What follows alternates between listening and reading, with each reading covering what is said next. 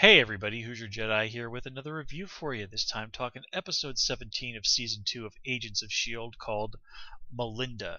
And this is the big episode that focuses in on May. We finally learn how she got her nickname of the Cavalry. And it really does shed some interesting insight into her character. We also have some interesting stuff going on with Skye. But anyway, let's kind of get right into it and talk about stuff with Melinda and what's going on there. Again, we get to see another flashback to what she was like when she was still married to Andrew, and we do see this. She's not all smiles and cuddles, but she is generally a happy person. She and her husband are looking at starting a family. She's, a normal, well-adjusted person. Now, of course, even before everything goes to hell, we see her in Bahrain that when stuff gets bad, she knows how to focus in, be serious, but again, she's really not any different than any other very well trained professional person that you would find in like a law enforcement agency. And then it all goes completely and utterly to hell, and she's forced to kill a woman and her kid. I mean, she literally had to shoot a child.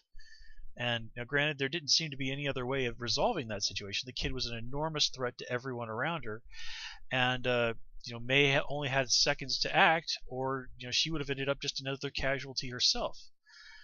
But this really sees just how she became so dead inside when we first met her. And if you think back then, notice that she had a serious aversion to being touched. And of course, Katya's power revolved around her being able to touch people. So again, you look at this, and then you look at May as a character and her history. Suddenly a whole lot of stuff makes sense. It also shows us that the Inhumans have been active in the background in the Marvel Universe for quite a while.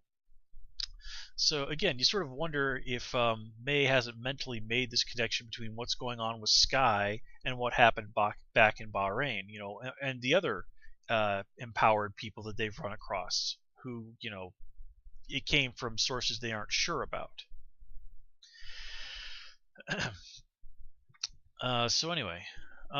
But anyway, it's also interesting to note, of course, that Melinda never apparently really let anybody in on exactly the whole thing with why she was called the Cavalry. Like, maybe Coulson knows, but she just sort of goes along with this. Now, it's not out of ego or anything. At first, she's just too horribly traumatized by it all to talk, and then later on, once the dust is settled, it's like, look, I'm not that person anymore. Just explaining what would happen would just create a bunch of trouble that I don't need. I'm just going to go here and try and forget about it. And, well, we see how well that worked out for her. Anywho, let's see. Yeah, that kind of covers everything that I had to say on that front. Now, on what's going on with S.H.I.E.L.D. this episode. Well, we finally hear this Theta Protocol thing mentioned again. I think it was like episode 10 that was first brought up. Well, what they become, was that the one? Anyway, now here we finally have something that lends a little bit of credence to Gonzalez's paranoia. I mean, Coulson's up to something, but what? And even May is going along with like, okay, we need to find out about this. Not because she thinks Coulson's up to anything bad, but just because, well, how else is he going to be vindicated at this point? So, you gotta wonder though, what exactly is Coulson planning? I mean, he did sort of have Deathlock on tap, so who else does Coulson have a connection to?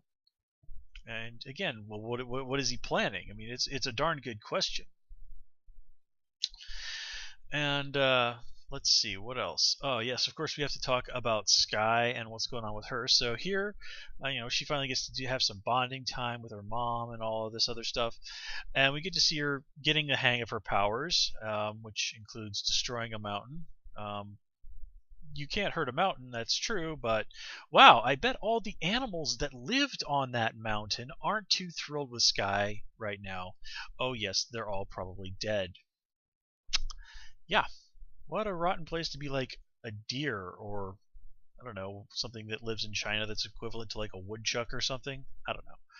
But yeah, you don't destroy a mountain and not have negative repercussions. I mean, you kind of probably should have pointed that out to her.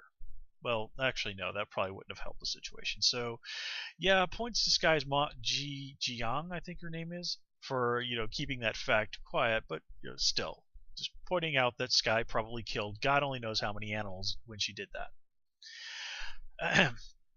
And Jian fills in some more of Skye's backstory and even says, after you were disappeared from us, I kind of went crazy trying to find you, and I kind of got to the point where I realized I was getting pretty close to crossing the line, doing morally unacceptable things to try and find you, and I had to stop.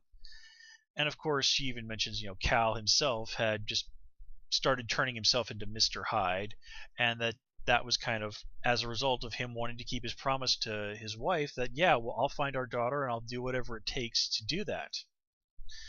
So on the one hand, she does have a point. I mean, look at what happened to Skye's dad. He turned himself into a monster trying to find her.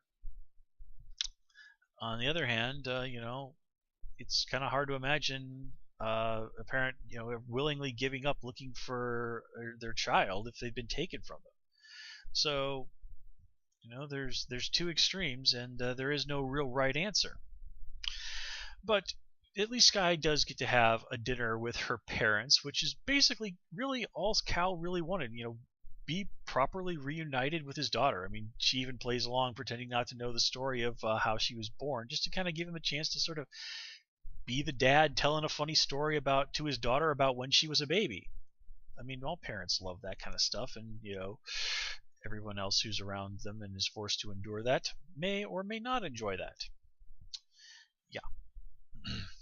Anywho, we also kind of get to see Gordon bonding with Raina, and he does seem to get through to her. He's like, look, I mean, I used to have eyes, and now look at me.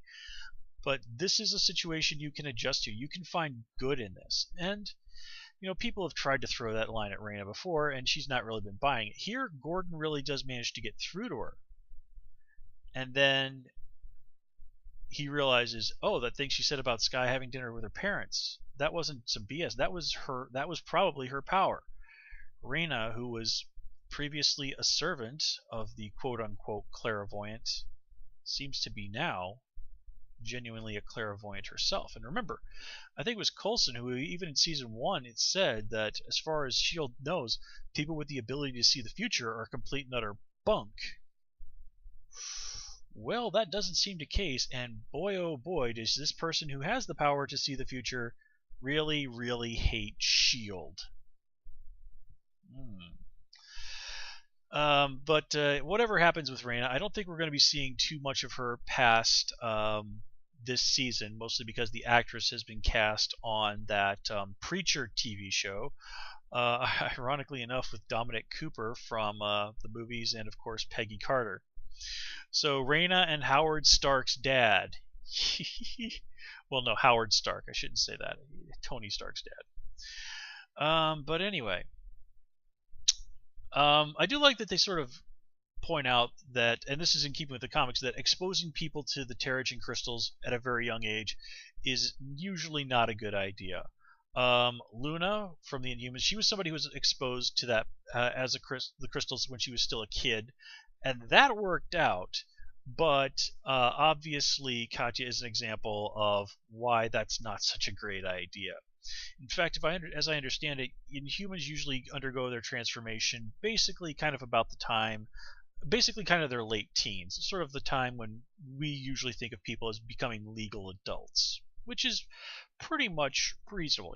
At that age, you're still young, and your body, you're young, your body is strong, your mind is developed, but still developing. You're in a very flexible point in your life where you can handle a transition like that. Of course, you're going to probably need someone to help you, especially if things don't exactly go the way you plan, but it's at a point in your life where you're in a very good position to be able to adapt. And yeah, guys, that's all I have to say about this episode. Again, not the strongest episode ever, but certainly an interesting one. I definitely found this stuff with May to be actually much more interesting than what was going on with Skye. But in any case, I'd still call this one a good episode. So, until next time, guys, please comment, rate, and subscribe. And of course, you can follow me on Twitter at Who's Your Jedi. Until next time, take care and have a good one.